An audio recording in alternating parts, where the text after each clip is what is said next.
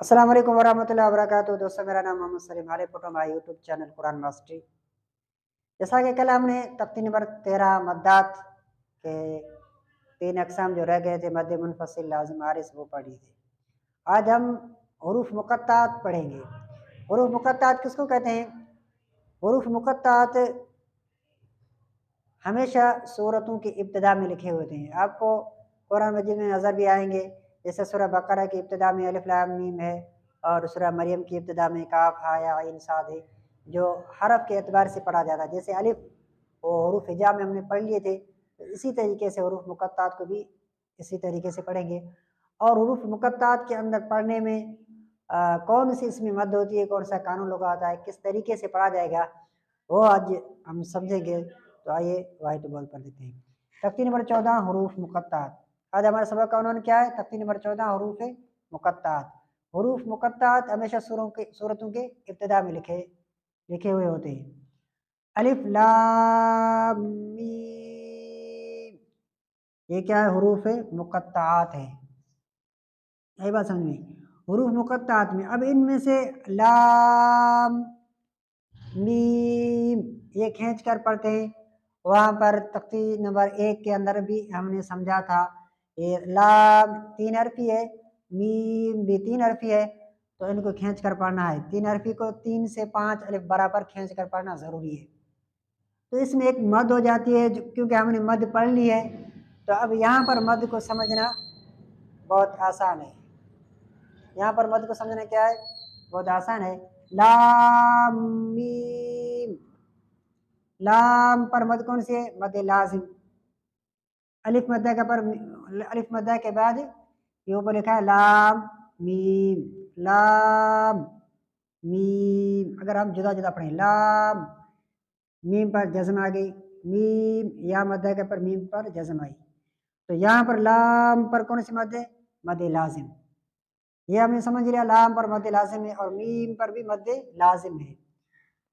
اور دوسرا اس میں کیا چیز ہے؟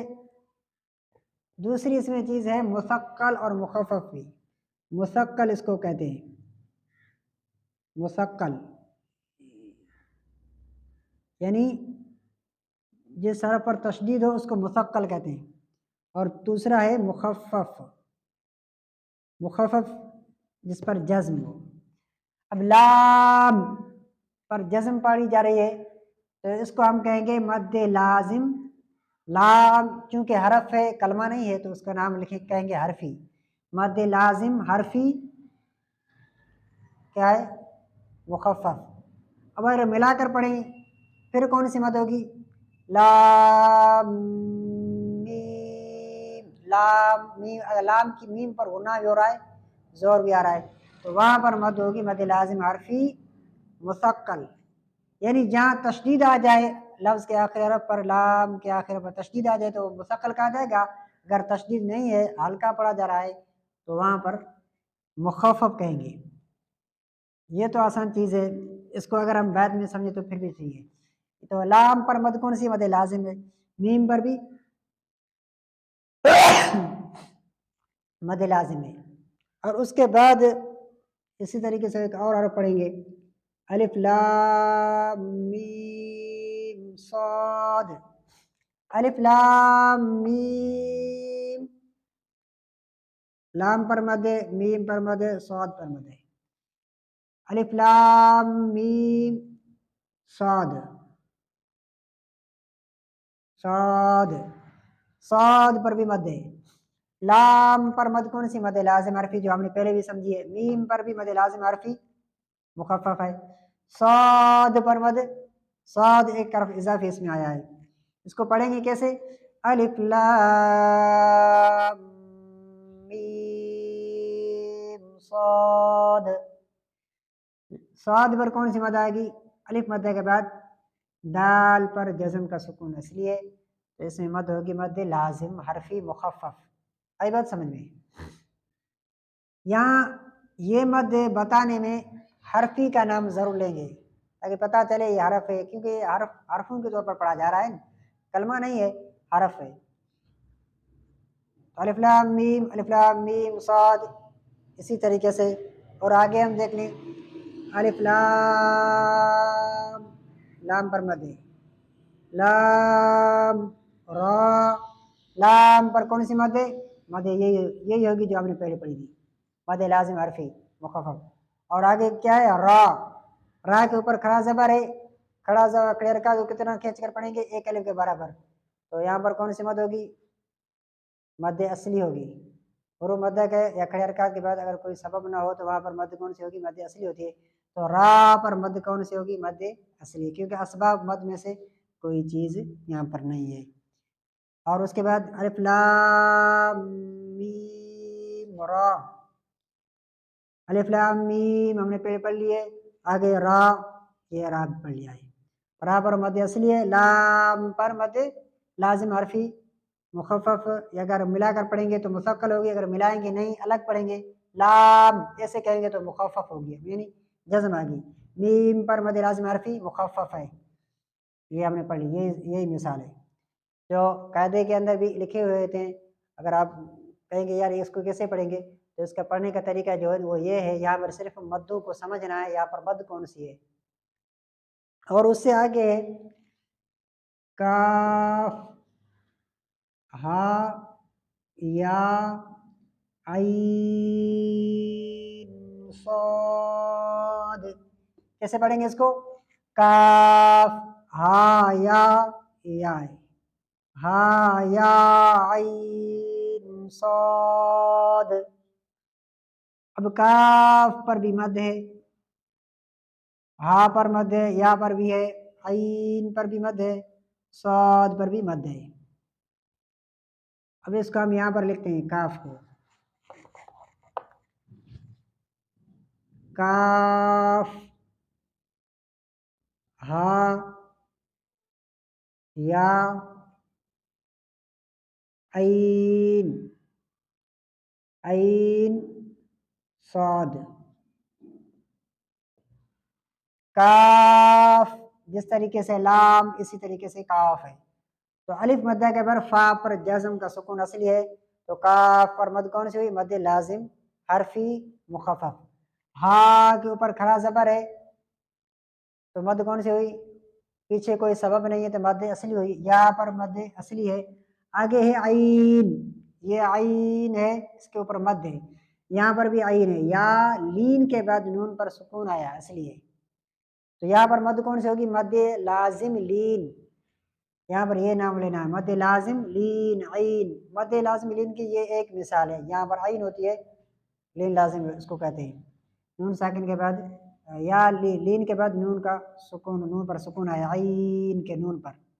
آگے صاد جو ہم نے پہلے پڑھ لیا ہے، صاد یہ بھی پڑھا ہے، الف مدہ کے بعد صاد پر جزم کا سکون اصلی ہے تو مد لازم حرفی مخفف ہو گئی۔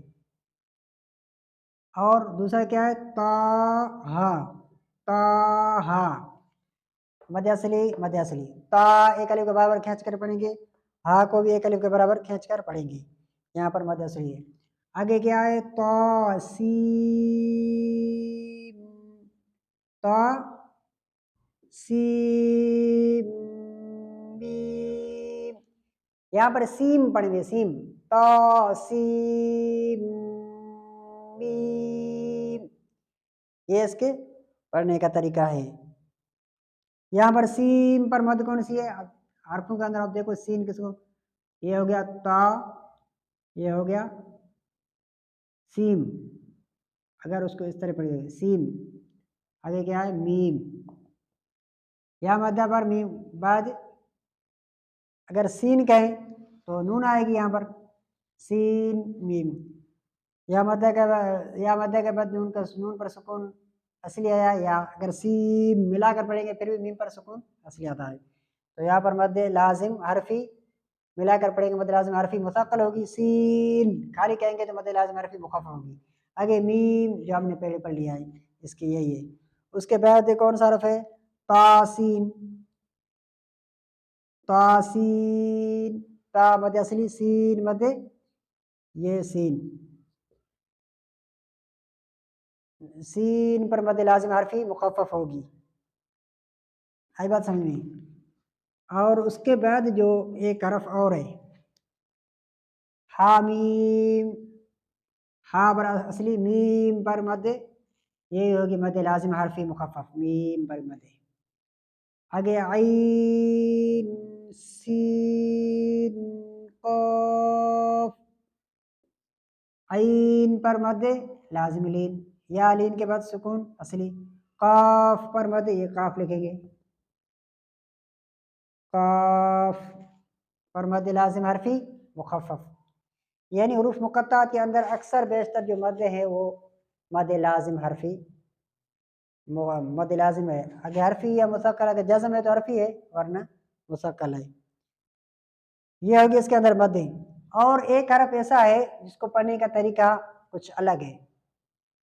वो कौन सा हरफ है? वो हरफ ये है जिसका, अब इसके अंदर जो कवानीन लगते हैं वो कवानीन अलग है, कवानीन को हम बाद में भी समझ सकते हैं। अलिफ लाम मीम, यहाँ पर वक़्फ़ होगा। आगे पढ़ेंगे अल्लाहु, क्या पढ़ेंगे? लाम मीम अल्लाहु वक़्फ़न, अलिफ लाम मीम अल्लाह। मीम पर मद कौन सी हुई? ये अलिफ लाम मीम पहले हमने पढ़ा है वो ये मद लाजिम हरफी, मद लाजिम हरफी मुसक्कल या मुखफ़फ़। इसकी पढ़ने की दो सूरत है। एक सूरत है अलिफ लाम मीम अल्लाह, वक़्फ़ किया, आगे अल्लाह पढ़ा। दूसरी सूरत है अलिफ लाम मीम अल्लाह, लाम मी मी अल्लाह, दूसरी है मल्लाह। दूसरी सूरत क्या है? मल्लाह, को कायदे के अंदर भी लिखी हुई है। तो दो सूरतें हैं इसकी पढ़ने की। इसके अंदर जो अहम चीज़ है समझाने की वो यही है कि इसके अंदर मद्दात है, इसको जैसे हुरूफ हिजा में पढ़ा था इसी तरह खींच कर पढ़ेंगे, और एक अलिफ के बराबर खींचेंगे जिस पर मद नहीं है, और जिस पर मद है तो उसको 3 से 5 अलिफ बराबर खींच कर पढ़ेंगे। तो ये था आज का हमारा सबक। और उसके बाद इसके अंदर कवानीन भी थे कि अलिफ लाम मीम साद, जैसे लाम मीम, मीम साकिन के बाद मीम आया है तो कानून कौन सा हुआ? तो ये कायदे के अंदर वहाँ पर समझना है क्योंकि कानून हमने पहले पढ़ लिए हैं। तो मीम साकिन के बाद साद आया, मीम साकिन के बाद साद आया तो इज़हार शफ़वी, मीम साकिन के बाद मीम है तो इदगाम शफ़वी। और आगे क्या है? आइन, नून साकिन के बाद साद आया, आइन साद गुना होगा, नून साकिन के बाद साद है तो यहाँ पर भी नून साकिन के बाद साद है तो इफ़ा, नून साकिन तो इनका इफ़ा माल गुना होगा। तो कवानीन है ये, इसमें समझना बहुत आसान है, समझ सकते हैं। तो उम्मीद है कि आपको हमारा आज का जो ये सबक है ये बहुत पसंद आएगा। अगर आपने मुकम्मल वीडियो देखा होगा तो आपको बहुत फ़ायदा होगा। अस्सलाम वालेकुम वरहमतुल्लाहि वबरकातुहू।